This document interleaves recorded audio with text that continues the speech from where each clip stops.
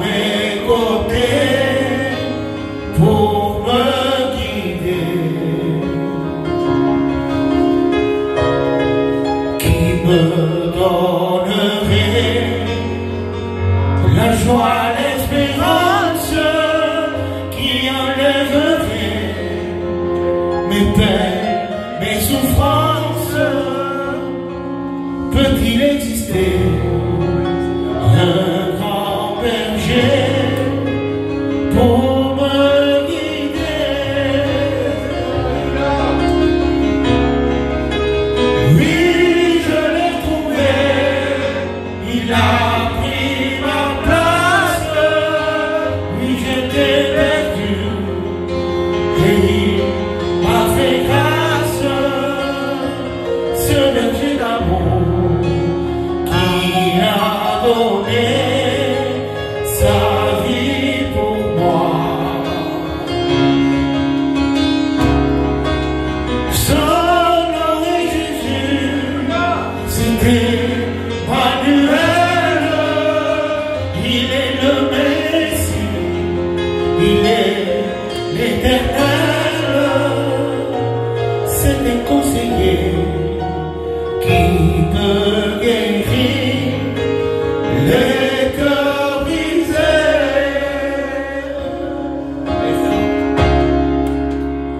Un sens nouveau, une vie nouvelle, ça serait si beau, un berger fidèle qui serait toujours à mes côtés pour me guider, qui me donnerait la joie, l'espérance, qui enlèverait mes peines, mes souffrances. Peut-il exister un grand berger pour me guider? Oui, je l'ai trouvé, il a pris ma place. Oui, j'étais perdu et il m'a fait grâce. Ce berger d'amour qu'il a donné sa vie pour moi. Son nom est Jésus, c'était Manuel. Il est le Messie, il est l'Éternel. C'est un conseiller qui peut guérir les cœurs brisés.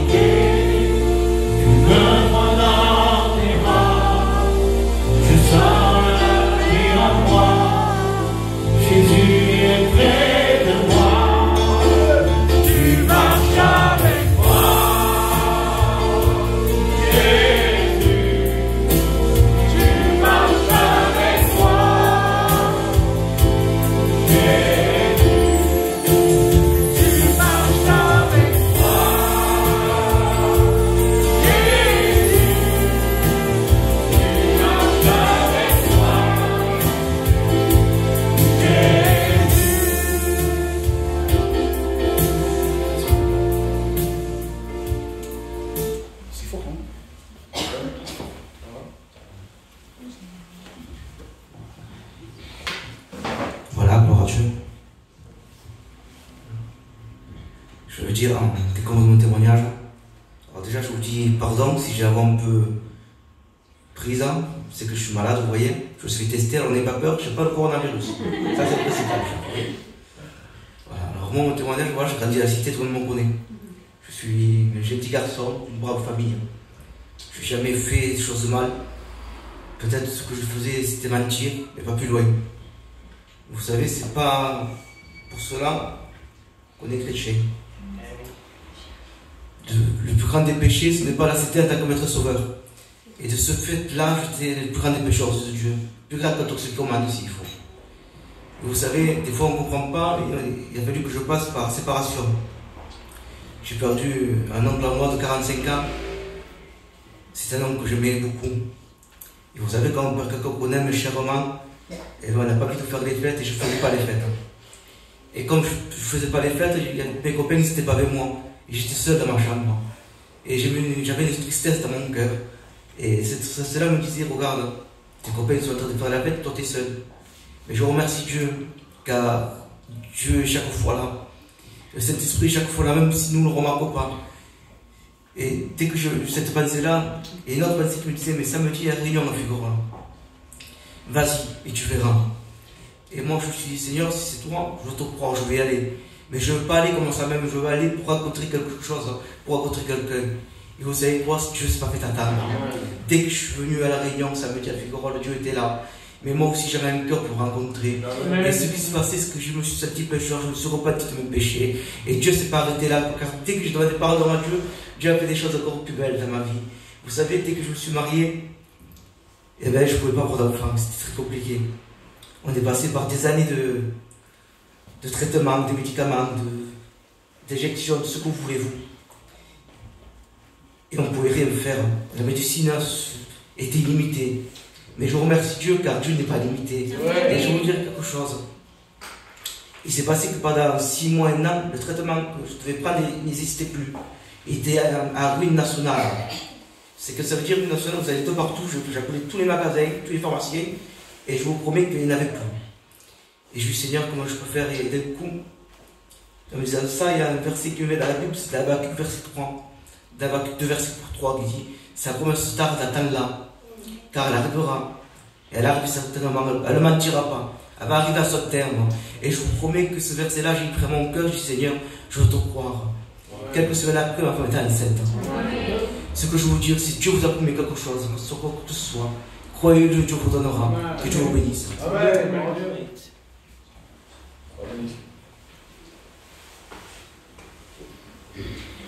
Que Dieu soit béni, que Dieu soit glorifié. J'écoutais soit témoigner. Vous avez vu qu'au départ, quand il a pris la place, il était un peu gêné par rapport à ce qu'il n'a pas vécu dans le monde.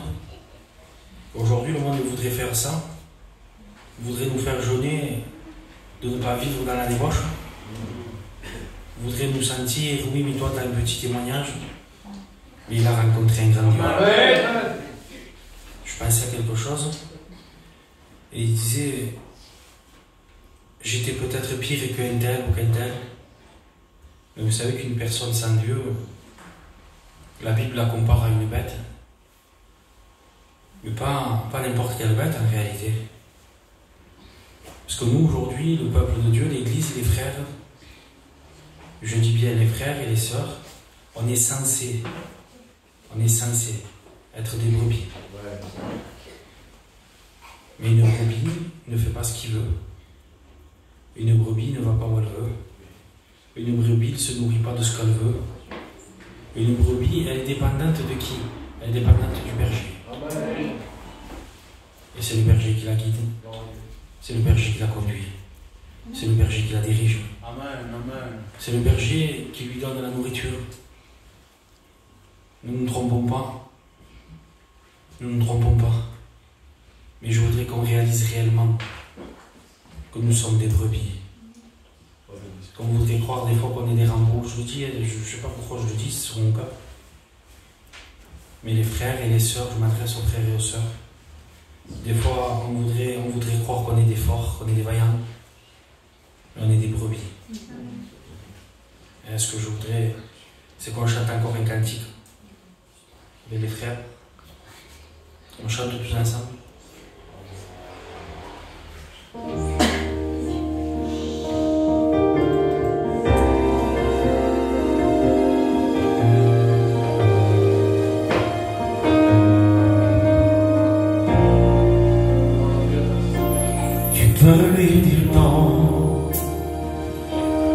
peux lui dire va-t'en,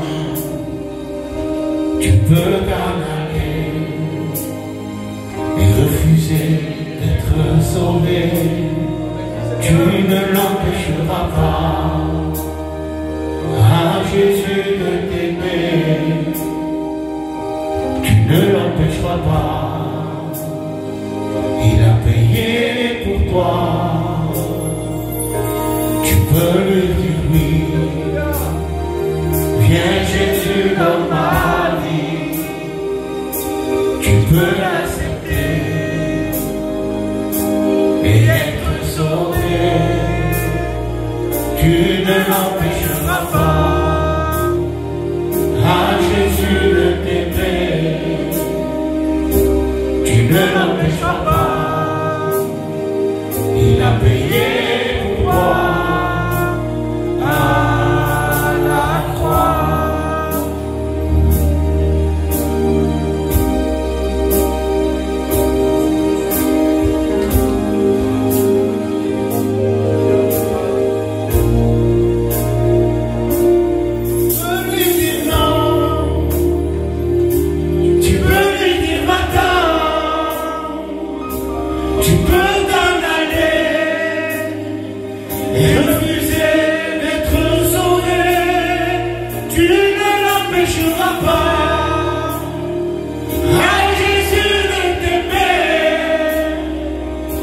Tu ne l'empêcheras pas, il a payé pour toi. Tu peux lui dire oui.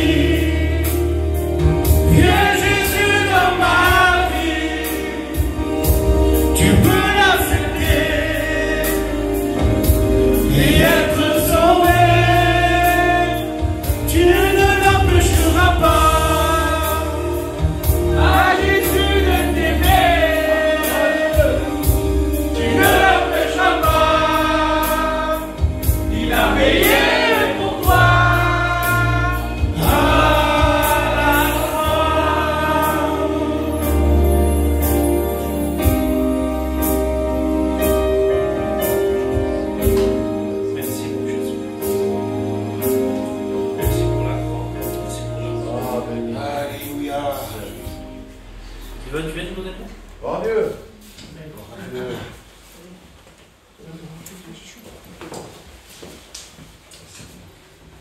Voilà, bonsoir à tous. Je savais que j'allais témoigner. J'avais mon cœur, il brûlait sur la chaise. Je remercie le Seigneur parce qu'il me permet de témoigner ce soir. Je remercie les frères aussi qui me laissent la place. Alors voilà, je vais vous dire comment j'ai rencontré le Seigneur. Moi, je suis pas né dans une famille chrétienne. Même si aujourd'hui, avec sa grâce, on est devenu, avant on ne l'était pas. Au contraire, on était loin de Dieu. On croyait en Dieu, mais à notre façon à nous. Et on était dans l'erreur. Et j'ai grandi comme ça, et aujourd'hui je me rends compte qu'il manquait quelque chose à ma vie. J'étais pas heureux, il me manquait le bonheur.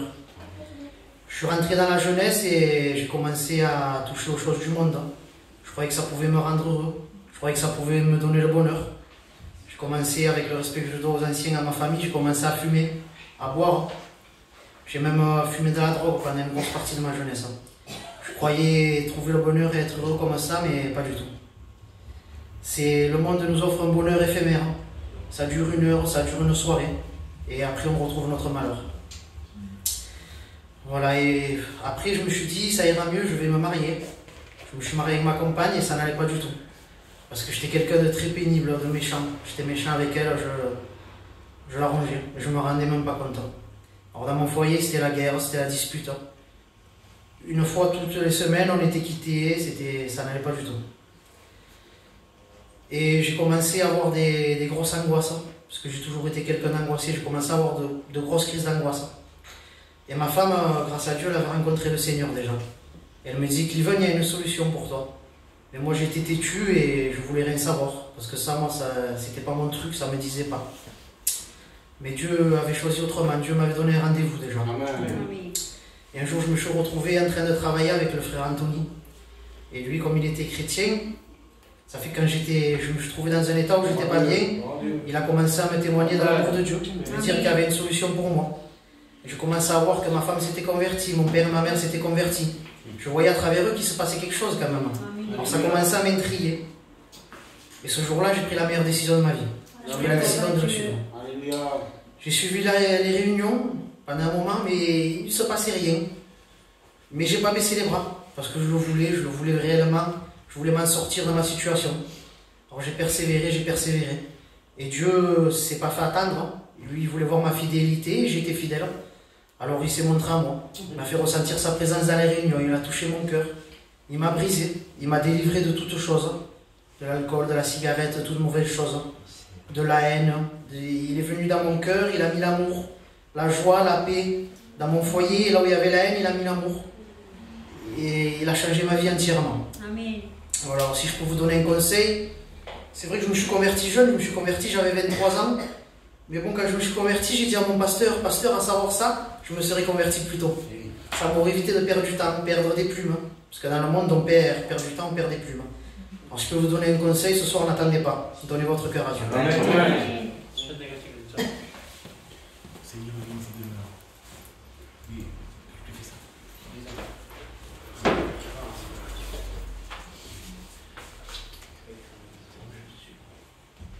Je me trompe pas, j'essaie de jouer plus là.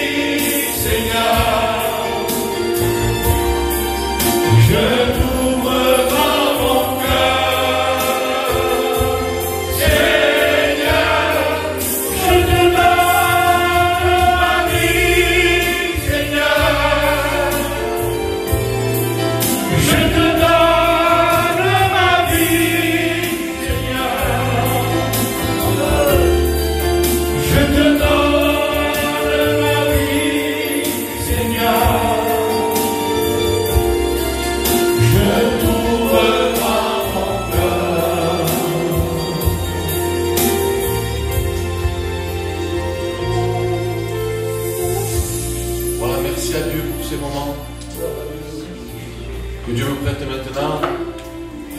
Vous savez, pour ces moments où c'est qu'il y a une lutte entre les ténèbres et la lumière, j'ai besoin que le Saint-Esprit m'accompagne, que le Seigneur soit avec moi, pour que les chaînes tombent non pas devant moi, mais devant lui. Je vais demander à Newman de me présenter devant le Seigneur et au pasteur Michael aussi de me présenter devant Dieu. Je voudrais commencer mon message avec une question. Alors ne me répondez pas, répondez-vous intérieurement. Connais-tu réellement ta destinée? Sais-tu où tu vas dans cette vie? Sais-tu où cette vie va te conduire? Un jour, un pilote d'avion qui décollait comme tous les jours d'une ville pour aller dans une autre a commencé à dire au copilote qui était avec lui: je vais te laisser la place, je vais aller faire un tour derrière, mais tu peux continuer tout droit, ne t'inquiète pas. Et aussitôt qu'il a fermé la porte, le copilote, personne ne le savait, il était suicidaire, il avait 300 personnes à son bord, et il n'avait qu'une idée, c'est de faire cracher l'avion. Bien sûr que le personnel de bord sont venus pour avertir le pilote qui était sorti. Il a dit: voilà, il s'est enfermé, il veut cracher l'avion. Donc, le pilote, il commence à s'approcher, il a tapé à la porte, en le suppliant d'ouvrir. Je peux vous dire que cet homme-là n'a pas voulu ouvrir la porte. Et il a craché l'avion, avec 200 personnes à son bord. Peut-être que toi, dans ta vie, tu ne veux pas ouvrir la porte au Seigneur. Et tu entraînes peut-être toute une famille à un crash certain. Je voudrais te dire que dans Apocalypse, au verset 3, chapitre 3, verset 20, pardon, il nous dit: voici, je me tiens à la porte et je frappe. Si quelqu'un entend ma voix et ouvre la porte, j'entrerai chez lui, je souperai avec lui et lui avec moi. Amen. Et toi peut-être tu me dis: mais comment je vais faire pour ouvrir la porte? Comment? Je ne sais pas moi pour ouvrir la porte. Je suis pris par mon péché, je suis accablé de ma maladie, je suis accablé de mes angoisses, le frère le témoignait, qu'il était angoissé, je suis angoissé de ma dépression. Et comment je fais pour ouvrir la porte? Mon mari, ma compagne m'empêche d'ouvrir la porte.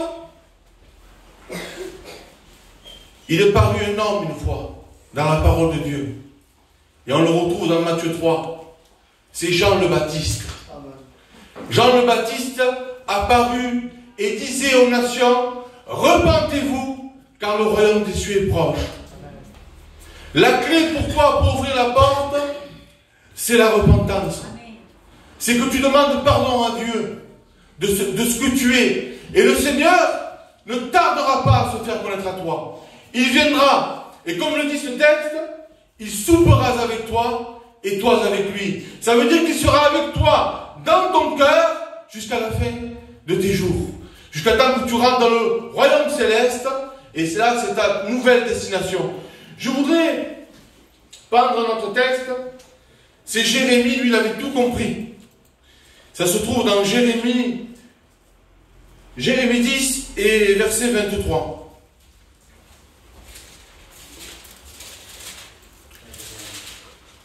Jérémie 10, 23 nous dit comme ceci. Je sais, ô Éternel, la voie de l'homme n'est pas à son pouvoir. Ce n'est pas à l'homme, quand il marche, de diriger ses pas. Et peut-être toi, tu crois diriger ta vie. C'est pour ça qu'au tout début, je t'ai dit, est-ce que tu connais réellement ta destinée? Est-ce que tu sais réellement où tu vas? Parce que Jérémie avait compris que ce n'était pas à l'homme de se guider, mais que c'est à Dieu de guider notre vie. Si on donne notre vie à Dieu, Dieu l'amènera à bon port. Il l'amènera dans la cité céleste. Mais si nous ne donnons pas notre vie à Dieu, il y a deux endroits. Et je ne voudrais faire peur à personne. Mon but n'est pas là de vous faire peur. Mon but est de vous éclairer et que vous compreniez qu'il y a deux endroits où passer l'éternité, soit près de Dieu, soit loin de Dieu. Et croyez-moi, à l'horloge de Dieu, croyez-moi que l'heure est avancée. Quand je regarde mes enfants, et le message que je vous prêche ce soir, je le prêche aussi à mes enfants. Je leur dis l'heure de Dieu est avancée. Jésus revient chercher son église. Et il prendra seulement, comme les Énumans, ses brebis. Mais il faut faire partie de l'enclos. Il faut être de la maison de Dieu. Dieu cherche un homme. Dieu cherche une femme ce soir qui aurait un cœur désireux d'accueillir le Seigneur, un cœur repentant qui voudrait laisser rentrer le Seigneur. Vous savez, David disait au psaume 23, il disait comme ceci, j'aime bien réciter le psaume 23, moi.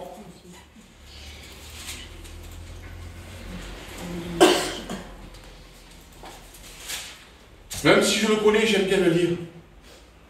L'Éternel est mon berger. Je ne manquerai de rien. Il me fait reposer dans de verts pâturages. Alléluia. Merci Seigneur. Il me dirige près des eaux paisibles. Vous avez vu encore David dit que c'est le Seigneur qui le dirige vers les eaux paisibles. L'ennemi, lui, ne veut pas te diriger vers les eaux paisibles. L'ennemi, lui, il veut t'amener dans le chemin de la dépression, dans le chemin de l'angoisse, et je vais peut-être plus loin ce soir, dans le chemin du suicide. Mais laissez-moi vous dire que la croix a été plantée sur ton chemin, et que le Seigneur va attirer tous les regards à lui, afin qu'aucun périsse. C'est pour ça qu'il a donné son Fils unique à la croix, afin que quiconque croise en lui ne périsse pas, mais qu'il ait la vie éternelle. Amen.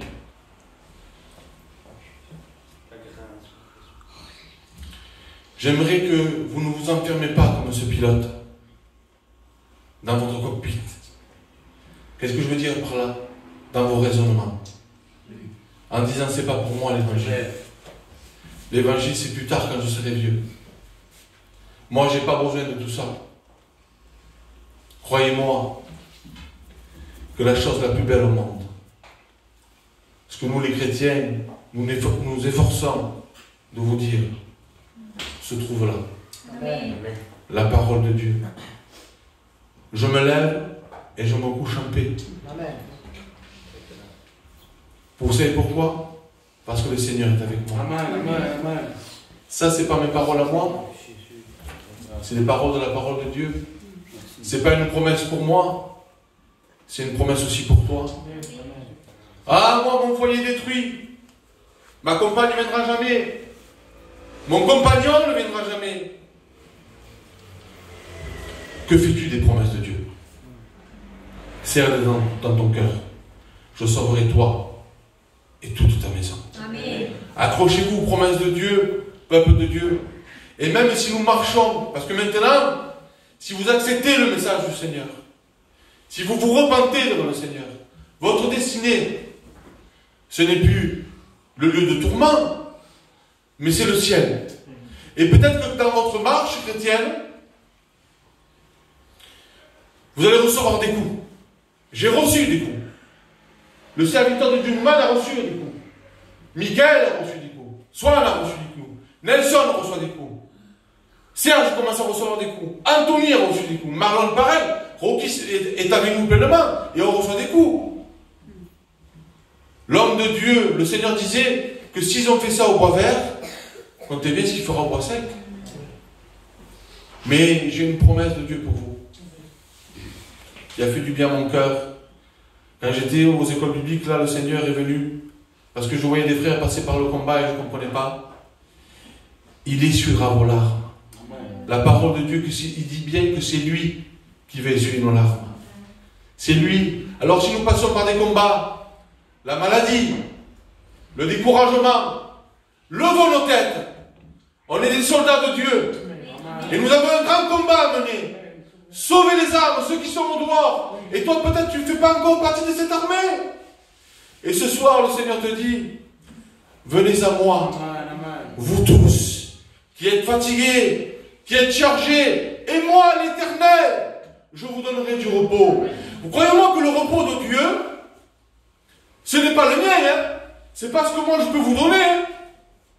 C'est parce que Newman va vous donner, c'est parce que Michael va vous donner, c'est parce que n'importe quel pasteur ne vous donnera pas le repos que Dieu veut vous donner. Parce qu'il dit, venez à moi et je vous donnerai du repos. Et après le texte suivant, il dit, cherchez mon repos. Ça veut dire premièrement que le Seigneur vous donne le repos quand vous vous approchez de lui, quand vous vous repentez, vous acceptez le Seigneur, Dieu vous donne son repos, mais après il dit, cherchez mon repos.